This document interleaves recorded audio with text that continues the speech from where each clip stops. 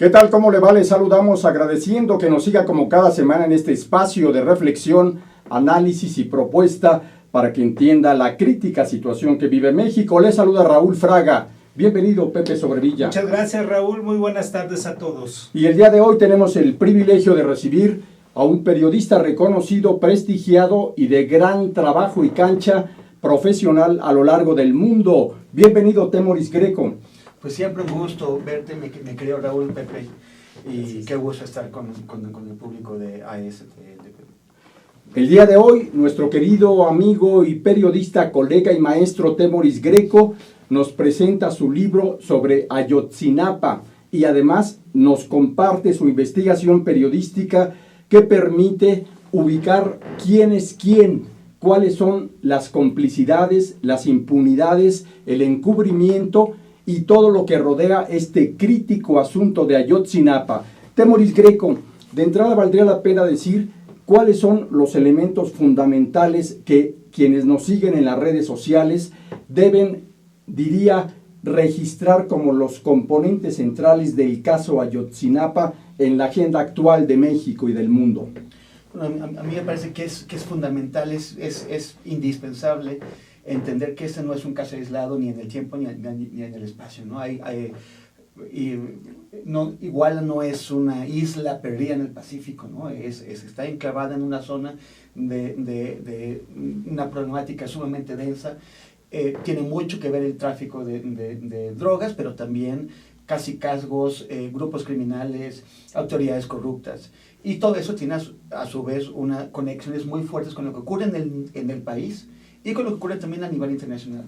O sea, Iguala no se entiende sin el Pentágono de la Amapola, que es la región de mayor producción de heroína, pero también con el destino de esa amapola fuera del país y también con el destino de los miles de millones de dólares que cada año deja esta industria, este tráfico. Miles de millones de dólares que son lavados y escondidos, o sea, son lavados en el sistema financiero internacional y escondidos en paraísos fiscales. Si no existiera algo que hacer, o sea, si la gente que comete crímenes, que trafica drogas, que trafica con seres humanos, que roba en contratos públicos, si ellos no tuvieran qué hacer con ese dinero, si no pudieran lavarlo, si no pudieran esconderlo, entonces desaparecería el incentivo para aquellos. Pero tenemos un sistema financiero internacional diseñado para darles una salida a quienes están pues cometiendo todos estos crímenes, o sea, al dinero, ¿no? La noche del 26 de septiembre del 2014 se registra esta tragedia donde son atacados un centenar de jóvenes estudiantes y desaparecen 43 de ellos que hasta hoy no se sabe qué es lo que ha sucedido. Esto viene a colocar en un espacio de altísimo cuestionamiento a las instancias mexicanas de los tres niveles de gobierno, federal, estatal, municipal, pero también a generar la necesidad de una investigación con rigor metodológico que el periodista Temoris Greco lleva a cabo y que nos permite retratar de cuerpo completo en este muy importante libro cómo están coparticipando y cohabitando verdaderos poderes criminales con el interés de generar inconmensurables ganancias por la vía del narcotráfico, Temoris Greco, pero también del cacicazgo político que caracteriza al estado de Guerrero y además se genera como el principal obstáculo y el escenario de mayor conflicto para el México contemporáneo, el México moderno. Sí, bueno, en Guerrero tenemos una situación de enorme fragmentación político-criminal.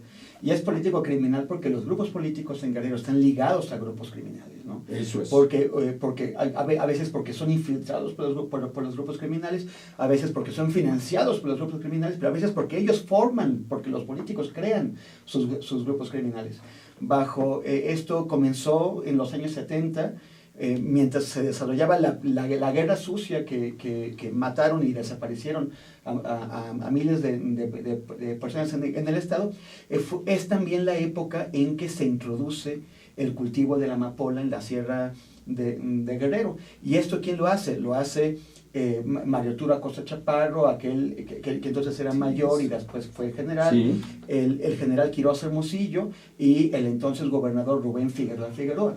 A partir de ahí, ellos y los poderes que representan, poderes caciquiles, los poderes militares, poderes de la policía.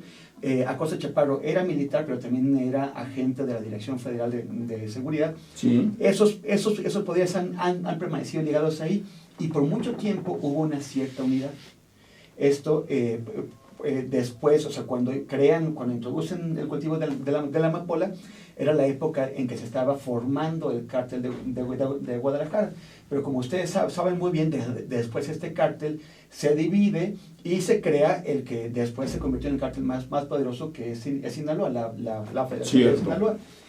Y Sinaloa tenía a un sinaloense, a uno de los suyos, a una familia, la familia Beltrán Leiva, controlando el estado de Guerrero y todo el corredor de tráfico desde Acapulco hasta la Ciudad de México, con los Beltrán Leiva.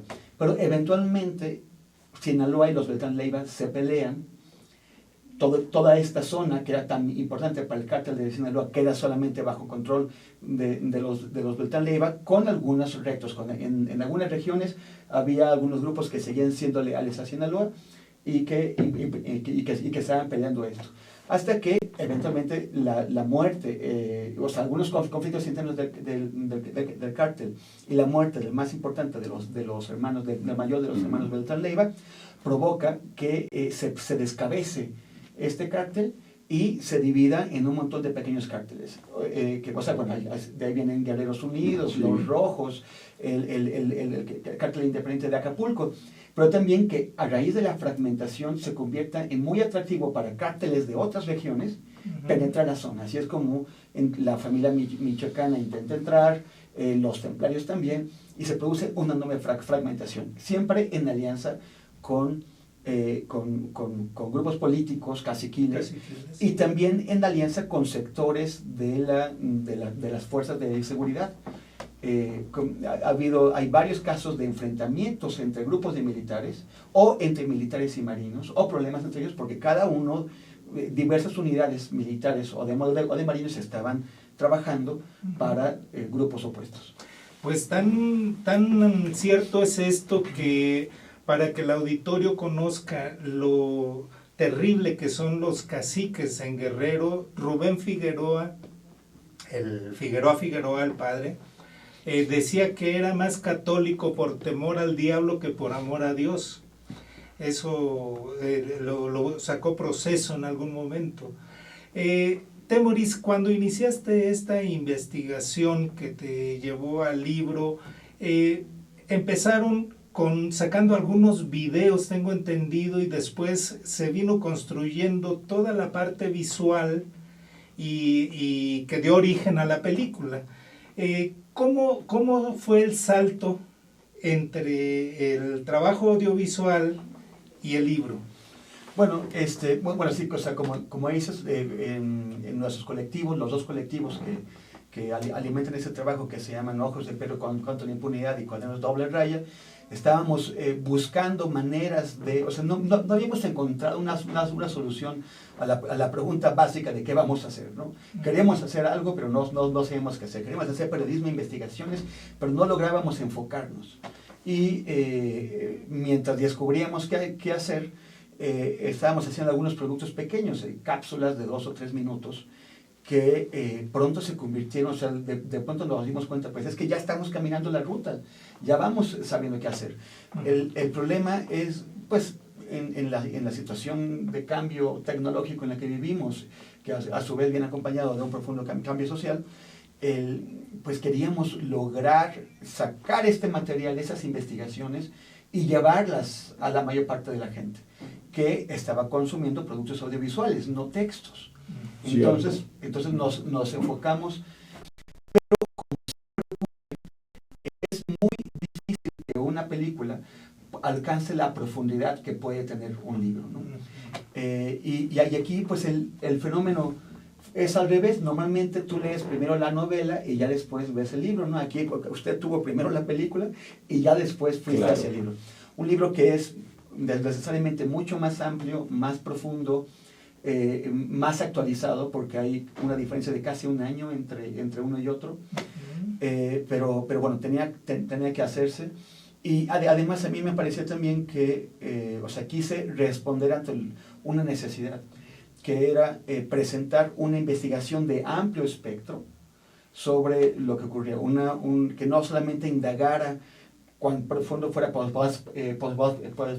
posible en lo que pasó en la noche de Iguala, sino que también colocara esos crímenes en un contexto. El contexto, es vital entender el contexto para entender cómo es que un crimen de esa naturaleza pudo llevarse a cabo.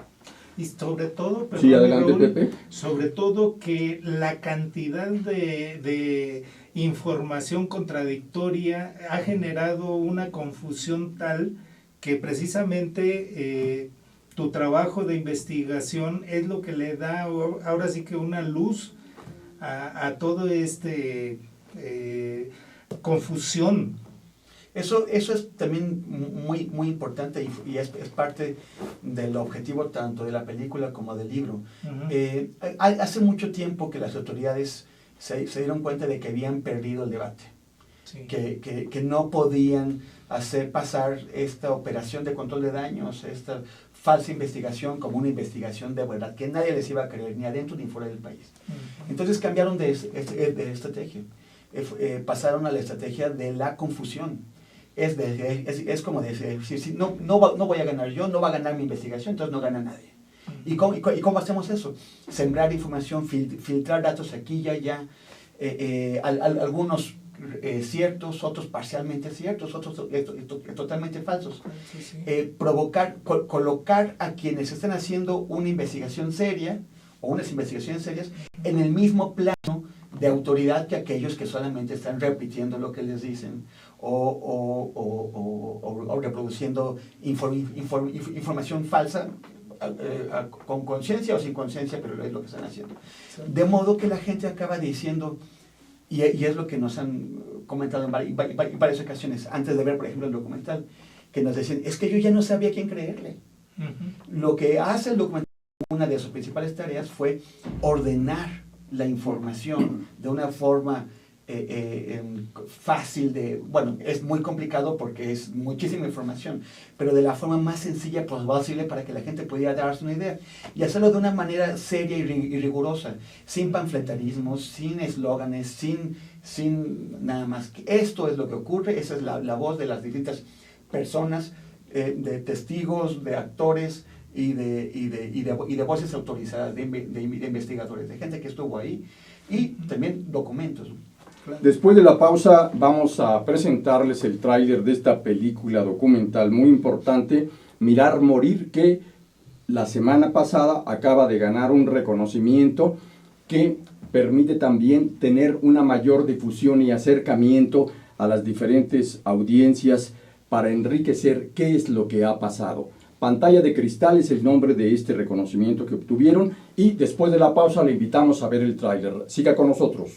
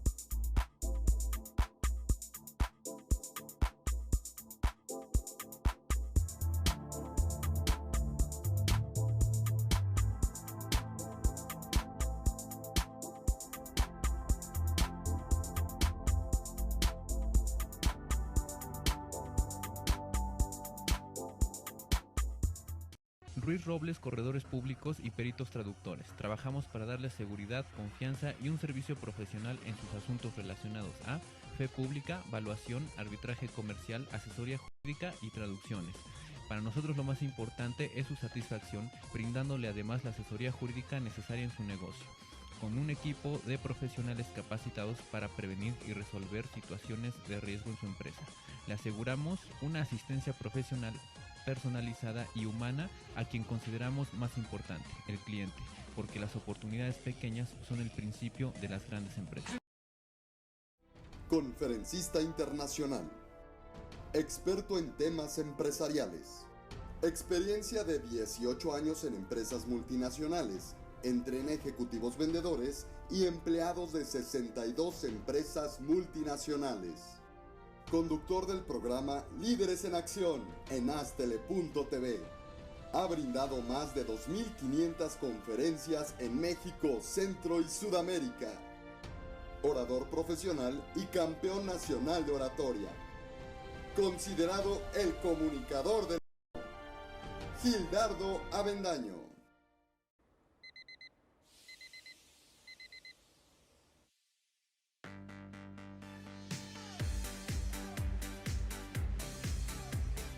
Cuando la vida te pone a sudar, hidrata la vida. Electrolit, científicamente hidratante.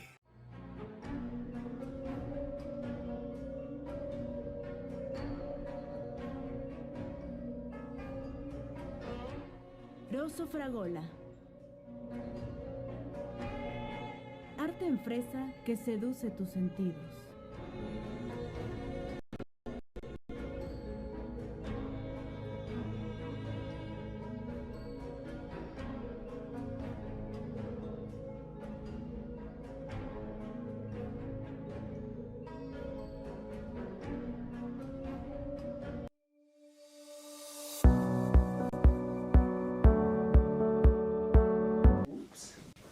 Gracias, continuamos en este espacio con el periodista Temoris Greco y les invitamos a conocer el tráiler de Mirar Morir. Adelante.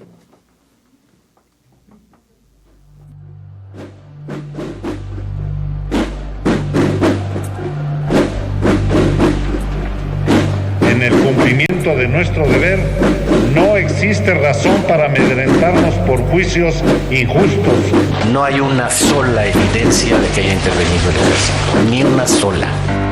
La honorabilidad de nuestras Fuerzas Armadas está por encima de cualquier sospecha o duda. ¡Bájale los vatos, ¡ya mataron a uno, culeros!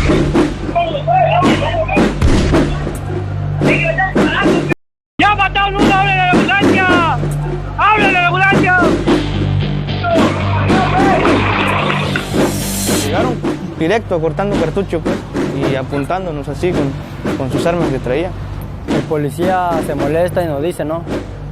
Si no se largan de aquí, dice, más tarde vamos a venir por ustedes. Y se van a arrepentir de haber entrado a Iguala. Ellos dos murieron. Estos lograron escapar. Este se fue de Iguala por amenazas. Y este no se sabe. Y aquí puede estar mi hermano o está un familiar. Ustedes su trabajo, nosotros nuestro dolor.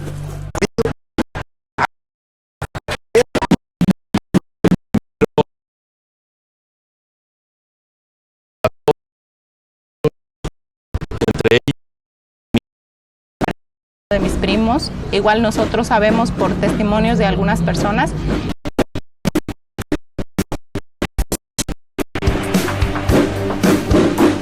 Este terreno que le regala la Secretaría de la Defensa Nacional, todo eso no es gratuito.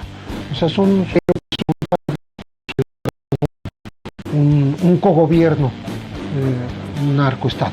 Los normalistas fueron vigilados desde que salieron a Cingo hasta que llegaron a las inmediaciones de Iguala. Tuvieron vigilancia de la Policía Federal y de la Policía Estatal y del Ejército, que sabían que eran estudiantes de Ayotzinapa. En ese momento nosotros no sabíamos totalmente lo que había ocurrido. Estábamos desesperados, lo que hicimos es salir a buscarlos. Fuimos a preguntar ahí porque pensamos que ahí los podían tener. Se hacen pendejos. Sin dinero pues no nos hacen caso.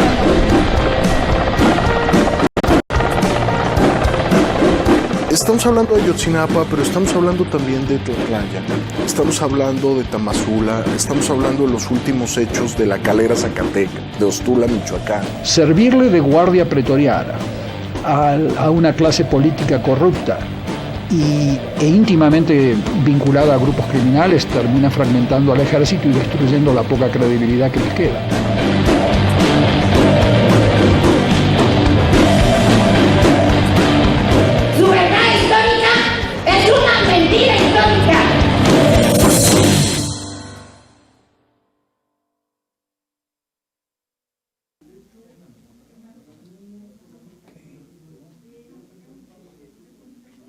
Temoris Grego, ¿cuál ha sido el papel que han jugado los medios tradicionales en la cobertura y el reflejo de la relatoría oficial sobre el caso Ayotzinapa? ¿Y cuáles son los puntos críticos que hay que señalarle a esa vieja forma de trabajar en el periodismo? Creo que una cosa que es frustrante para muchos de nosotros es que parece que ha habido una involución en el tema de los medios de comunicación, ¿no? Cuando yo estaba en la universidad hice mi tesis sobre analizando el papel de los medios en la cobertura de conflicto en Chiapas. Cierto. Pero en especial, o sea, yo recuerdo que hablaba, o sea, indagué sobre cómo era esta relación sucia entre medios de comunicación y poder político. Pero yo lo veía, o sea, yo estaba describiendo algo que desde mi punto de vista, como parecía en aquel momento, se estaba acabando.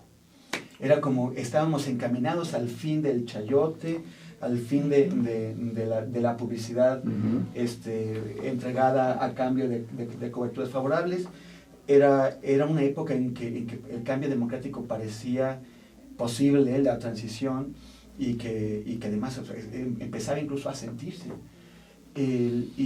Por ejemplo, había un periodista que escribía mucho sobre chayote y el picaojos y cosas así, y ese periodista, que en aquel momento estaba muy preocupado, él como periodista mucho más joven, estaba preocupado por estas cuestiones de corrupción en medios de comunicación, ahora se ha convertido en uno de los que la ejercen, que es Ricardo Alemán. Es deprimente, es decepcionante. No es que los gobiernos panistas hayan sido pues muy dulces con los medios de comunicación. Sí. Recordemos que Calderón, por ejemplo, entre tantas cosas, provocó la salida de Carmen Aristegui, entonces de la radio. Pero el priismo regresó con todo para volver a colocar a los medios de comunicación en un estado de asociación y de sumisión como el que había cuando pensábamos que eso se estaba acabando. Eso es. Temoris, y la llegada de la era digital en el periodismo, con las nuevas tecnologías de la información y la comunicación, ¿qué espacios ensancha respecto a la investigación, difusión y llegada a auditorios mayores de este tipo de investigaciones periodísticas como la que haces en este libro? Bueno, hay sí, precisamente el hecho de tener internet, ¿no? y de que poco a poco el público se esté pasando de la tele a internet, pues ayuda a abrir más espacios. Aquí el problema es también de otra naturaleza, que es que hay un exceso de falsa información. Eso es. Y que no tenemos públicos educados para distinguir entre información y rumores e inventos.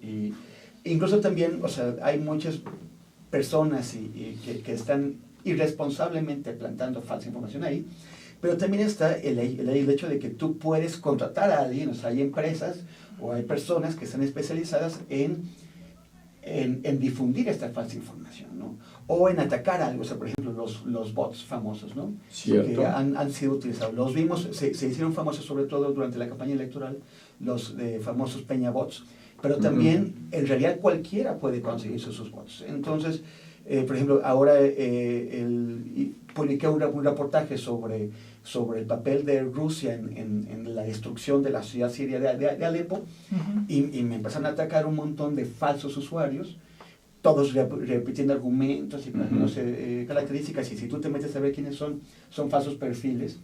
Pero fue y también en otras polémicas, cada quien, o sea, sin duda los rusos tienen sus bots, pero también, supongo, no me ha tocado, pero por ejemplo, cuando estuve en la guerra de Gaza, que estaba publicando lo que estaba haciendo el ejército israelí, en aquel momento sufrí acoso por parte de usuarios reales. Ahí no eran falsos, pero no me sorprendería que ya en este momento estuvieran utilizando usuarios falsos, ¿no?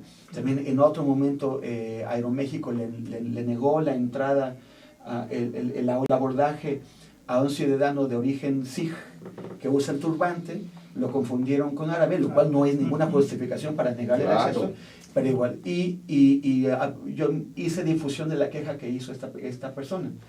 Pues entonces empecé a tener acoso de Aeroméxico bots, ¿no? Pero entonces eso es también otro problema de lo que o sea, cada vez va a ser más presente. Se paga muy bien eso, o sea, la gente que pone, o sea, que utilizando ciertos software que le facilita manejar 50 o 100 falsos usuarios a la vez, una misma persona, está cobrando esos servicios a precio de oro. Y hay gente que lo paga, ¿no? O sea, hay compañías, o hay políticos, o hay gente que lo paga. Respecto a esta investigación, ¿has tenido algún acoso, algo que te hayan manifestado, algún rechazo a tu trabajo? Bueno, nosotros hemos tenido mucho cuidado con eso. Me parece que la seriedad con que se ha tratado el tema ayuda a protegerlo, ¿no? O sea, si fuera un trabajo poco serio, que incluye información falsa o no confirmada o no respaldada, si fuera un trabajo en donde se presentan acusaciones solamente por la gratuidad de acusar, pues entonces tú abres flancos para que te hostiguen. Claro. No lo tiene. Entonces, por ejemplo, sí, de vez en cuando alguien dice alguna cosa, pero no he visto como una especie de ataque sistemático.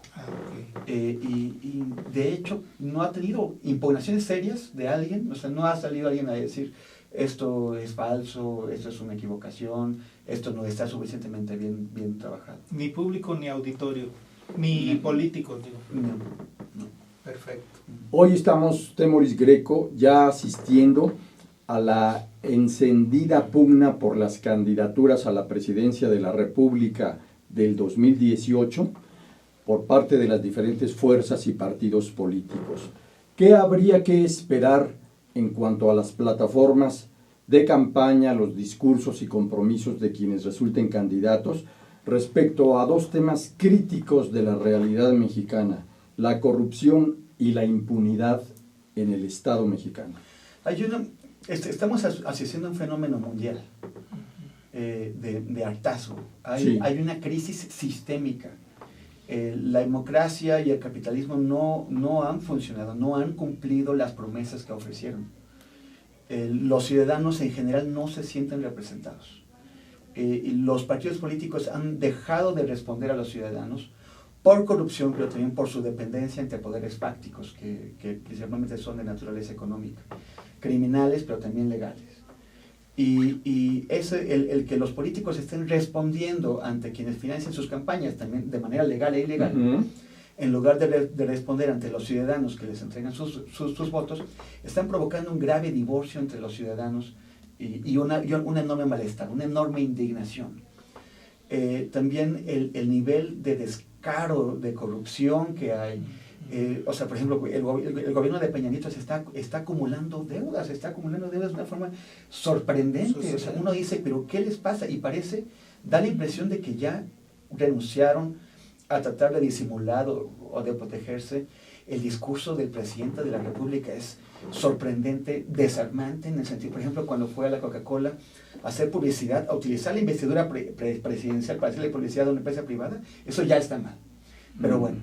Pero cuando dice, espero que esto le sirva de publicidad, yo ya ni sé, entonces dice, pero o sea, el señor ya perdió el sentido de las cosas, ya no aspira a convencernos, ya está diciendo cualquier cosa, o no me levanto todos los días pensando en cómo joder a México, hasta el lenguaje sorprende, ¿no? Sí. Cierto. Entonces, este malestar ciudadano, esta indignación, ya lo hemos visto este año en las elecciones locales que hubo en dos entidades y la Ciudad de México. Perdón, en 2015, ¿no? Claro.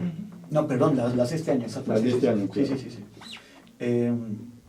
En donde la oferta de los candidatos de oposición, lo que le propusieron al electorado es, vamos a meter a la cárcel a los que están en el poder, que se lo merecían, ¿no? O sea, evidentemente los dos Duartes, Borge y otros muchos, han cometido numerosos abusos desde sus posiciones, que naturalmente abren el flanco para que sean acusados, pero la gente está indignada y quiere.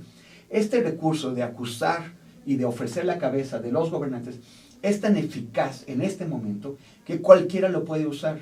Lo puede usar Corral en Chihuahua, que es un tipo limpio, pero también lo puede usar un tipo con un pasado terrible, al que le exhibieron varias situaciones de corrupción ahora, como es Miguel Ángel Yunes en Veracruz. Y a los dos les funcionó, le funcionó al limpio y le funcionó al socio por igual, porque finalmente lo que la gente estaba viendo era que se promete la cabeza de esos. Y yo creo que ese va a ser también el tono que vamos a tener en las elecciones del año que viene y en las de 2018. Ofrecer cabezas, porque tienen una larga cola de abusos y de impunidad. En este año 2016 han sido 12 las gubernaturas que se disputaron el pasado 5 de junio y donde también emergieron nuevos componentes que nos permiten entender y ni más ni menos que ratificar que hay un absoluto desgano por seguir apoyando en las urnas a partidos desprestigiados, a políticos metidos en la corrupción, la impunidad y los excesos. Después de la pausa vamos a conocer con Temoris Greco cuáles serían los escenarios que hay y si el caso Ayotzinapa se cierra en este sexenio o qué es lo que vendrá en cuanto a lo probable, a los escenarios. Siga con nosotros después de la pausa.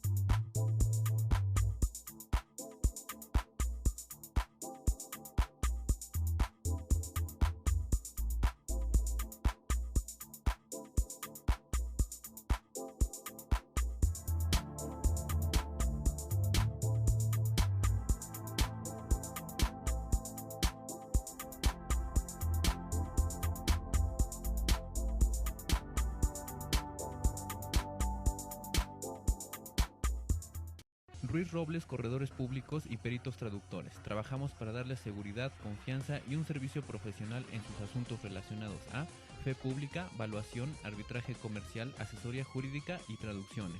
Para nosotros lo más importante es su satisfacción, brindándole además la asesoría jurídica necesaria en su negocio, con un equipo de profesionales capacitados para prevenir y resolver situaciones de riesgo en su empresa.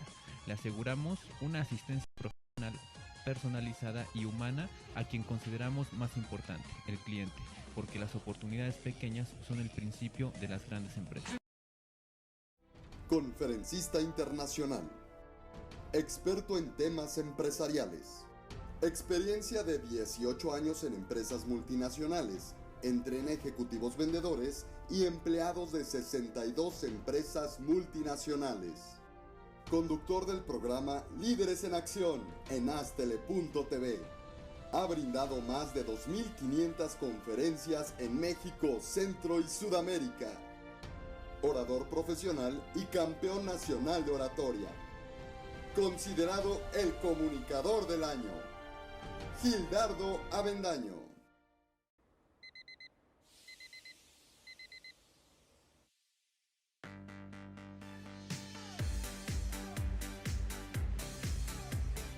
Cuando la vida te pone a sudar, hidrata la vida.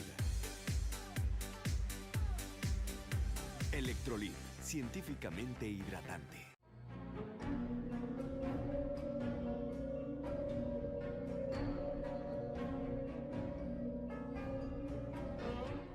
Rosso Fragola. Arte en fresa que seduce tus sentidos.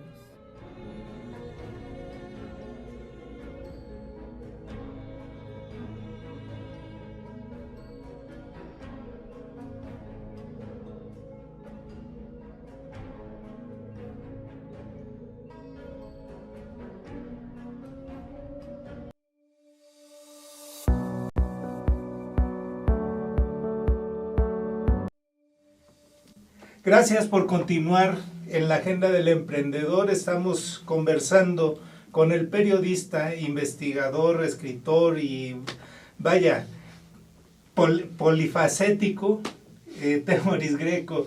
Temoris, dentro de la investigación que hiciste hay una parte muy seria que es el 27 Batallón que le regaló el terreno donde se puso el centro comercial Tamarindos, creo que se llama. Galería Tamarindos, y que no estaba autorizado el ejército para regalar ese terreno. Platícanos de esa parte de tu libro.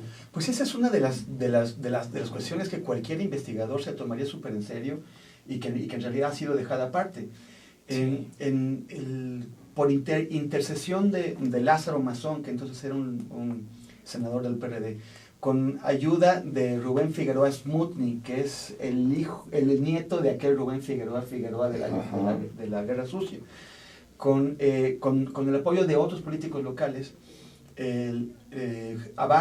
José Luis Abarca, logró que la Secretaría de la Defensa Nacional le regalara 52,000 metros cuadrados de terreno urbano de primera calidad que estaban anexos que siguen, el territorio sigue ahí, sí, claro, anexo al cuartel del batallón, y ahí construyó el centro comercial más moderno del norte del estado, que tiene un Cinépolis, tiene un montón de salas Cinépolis, tiene una mega comercial, tiene lo que tienen todos, o sea, no le pide nada a ningún otro.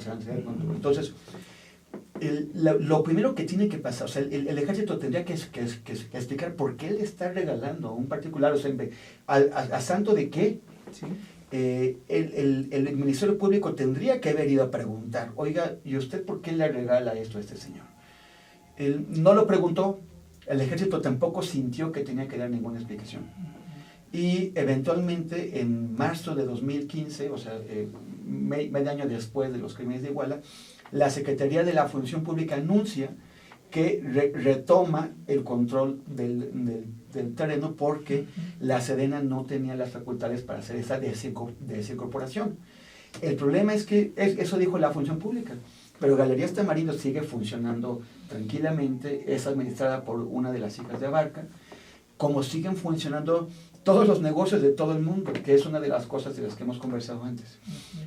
Al Chapo Guzmán nunca le han incautado una casa, no le han descubierto una cuenta de banco, no le han quitado su dinero. Caro Quintero estuvo 23 años en la cárcel, y cuando salió de la cárcel encontró que todo el imperio económico que había construido seguía ahí intacto. Todos sus socios seguían administrando, nadie investigó a los socios y dejaron que eso siguiera trabajando. Entonces este hombre, cuando sale de la cárcel, puede, tomando en cuenta que, o sea, con base en esta fortuna que nadie le tocó, relanzar sus actividades criminales y hacer alianzas y empezar este conflicto del que ahora hemos escuchado en Sinaloa y en el norte de Jalisco. Claro. Entonces, ese es el problema, no se investiga a nadie. ¿Por qué? Porque si tú empiezas a tirar del hilo, si empiezas a descubrir propiedades y te preguntas, ¿y con quién es socio en esta propiedad? Si empiezas a descubrir empresas, y esa empresa con quién hace negocios, y empiezas a tirar del hilo, vas llegando a otros empresarios y a otros políticos, y vas encontrando una madeja que las autoridades pues no quieren encontrar, no quieren meterse porque no los quieren tocar. ¿Cómo puedes calificar la llegada de Héctor Astudillo como gobernador de Guerrero y que en su campaña comprometió trabajar sobre el tema Ayotzinapa. A varios meses de su gestión, simplemente pasa de noche. Sí, bueno, Astudillo entiende el Estado, ¿no? Entiende que la actitud del gobierno federal, que ya es errática a nivel nacional, pero en el estado de Guerrero es intragable. O sea, la gente que comprende mejor el Estado se ha dado cuenta hace mucho tiempo que hay una falsedad en todo lo que está haciendo el gobierno. Entonces Astudillo hizo campaña, invitó a los padres de los 43 a sumarse a su campaña. Claro. Siempre ha sido como que ha intentado poner la cara del bueno en un contexto en el que todos los miembros grandes de su partido pues ponen la cara de malo, ¿no? Y él pues ha dicho, él ha insistido en que se tienen que seguir otras líneas de investigación, ha asumido un discurso, digamos, bastante más abierto que el del gobierno federal, pero también ha dicho, no es mi asunto, y de hecho, si uno se fija bien en cómo están las cosas, Astudillo no tiene el control de muchas cosas. No, yo no es que crea que Astudillo sea una buena persona en realidad, pero lo que sí sé es que no le han dejado el control de muchas cosas. Por ejemplo, de la seguridad pública. El general de la noche de Iguala, es decir, el general que estaba a cargo de la 35 zona militar de Chilpancingo el 26 de septiembre y que fue informado minuto a minuto de todo lo que ocurría. Sabemos qué informes le entregaron, no sabemos qué órdenes bajó. Eso no lo ha dicho el ejército, no hay una sola orden, no hay un documento que ampara una orden. Entonces, pero este general fue ascendido 8 semanas después de la noche de Iguala, fue ascendido a general de división, era de brigada. 10 días después de ese ascenso fue promovido de comandante de la zona militar a comandante de la región militar, que comprende 2 zonas militares. O sea, fue colocado como el jefe del ejército en todo el estado de Guerrero. Y en octubre de 2015 fue nombrado coordinador de la Estrategia Federal de Seguridad para el Estado de Guerrero. Es decir, él coordina a la Policía Federal, a la Policía Estatal, a las policías municipales que se han integrado al mando único y además del ejército. O sea, no hay un caso de acumulación de poder sobre todas las fuerzas del Estado, del Estado mexicano en Guerrero desde la Revolución Mexicana. Temoris, ¿y cuáles serían los escenarios que pudiéramos prever en la transición sexenal de 2018 a partir del papel que han jugado las cúpulas de los partidos políticos, sobre todo los 3 principales, el PRI, el PAN, el PRD y ahora, por supuesto, también hay que considerar al partido Morena? Es muy difícil, o sea, yo no creo que nadie realmente sepa qué es lo que va a pasar. La descomposición del gobierno federal es muy grave, han perdido iniciativa, han perdido el control de las cosas. Ellos buscarían llegar a algún acuerdo adentro del PRI, pero primero van a tener que convencer a la nueva tendencia crítica del PRI, que es la de Mario Fabio. Tendrán que ver, su caballada está no solamente flaca, sino confundida, ¿no? Andan todos perdidos por ahí. El PAN trae un conflicto interno muy fuerte. El PRD se ha convertido en el partido verde del PAN. Morena tiene un candidato que está prometiendo amnistías sin tener ni facultades ni sentido para ello. Y además está este campo desconocido y abierto de los independientes.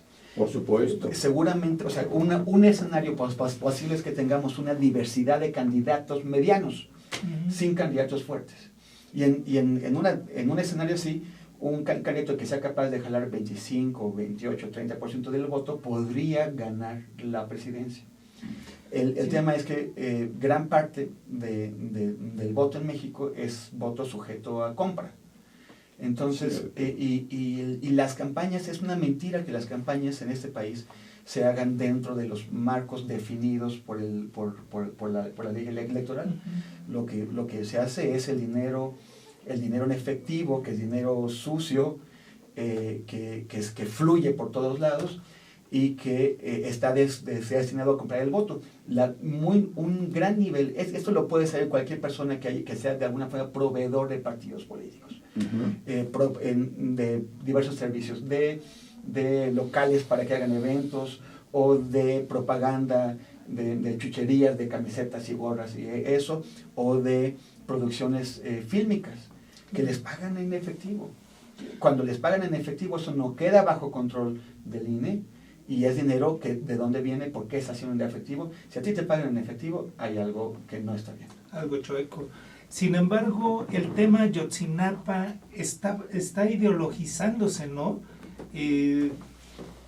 Toman partido la derecha, la izquierda.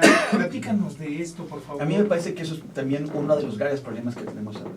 Sí. O sea, aquí tenemos un caso de que es un crimen contra la humanidad. Un crimen que representa, que resume gran parte de los problemas que tiene este país. Un crimen que indica cómo es que todos estamos expuestos. Sí. Pero se ha politizado, se ha ideologizado. Y acaba pareciendo que demandar justicia es una posición de izquierda y que defender la investigación oficial es una postura de centro o de derecha, o priista o panista. Bueno, en realidad, descubrir qué es lo que pasó, averiguar, limpiar también ese sistema, este aparato de investigaciones que no funcionan. Toma tu agua, por favor, mientras podemos comentar. Adelante. De hecho, fue el agua la que se me pasó. Es cierto.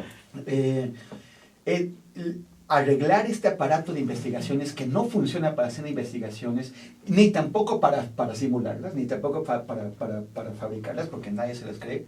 Claro. Es urgente para todos nosotros, para que podamos ir a nuestra casa tranquilos. La gente tiene miedo por todos lados. Debe ser en el interés de todos los sectores ideológicos y de todos los grupos políticos arreglar esto.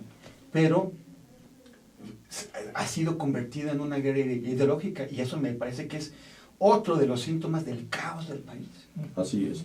Muy bien, mi querido Temoris Greco, agradecemos mucho tu participación en este programa de análisis y reflexión política, enriqueciendo con elementos sumamente importantes el conocimiento y sobre todo lo que la gente que nos sigue, especialmente los jóvenes, valoren sobre lo que es el caso Ayotzinapa y la realidad del país. Muchas gracias, este es un tema que da para mucho y por supuesto estaremos abiertos a que nos visites nuevamente, Temoris. Pues yo, muchas gracias a ustedes y al público y pues bueno, solamente decir que me da muchísimo gusto verlos. Gracias. Muchas gracias, Pepe Sobrevilla. Muchas gracias, Raúl, y invitar al auditorio a que leia el libro y lo lea con detenimiento para que entienda qué pasó con esos 43 jóvenes de Ayotzinapa, todas las hipótesis que marca Temoris con base en una investigación de primera mano. Muy importante que lo consigan y sobre todo que vean el documental, es importantísimo. Así es. Exacto, que hay que decirlo, el libro está bajo el sello de la revista Proceso, así que vaya que vale la pena. Agradecemos mucho también a nuestro muy profesional equipo de producción, joven, talentoso y brillante, comandado por Kenneth Dembo. Y gracias a ustedes que nos siguen en este maravilloso mundo de las redes sociales y el periodismo digital. Hasta pronto.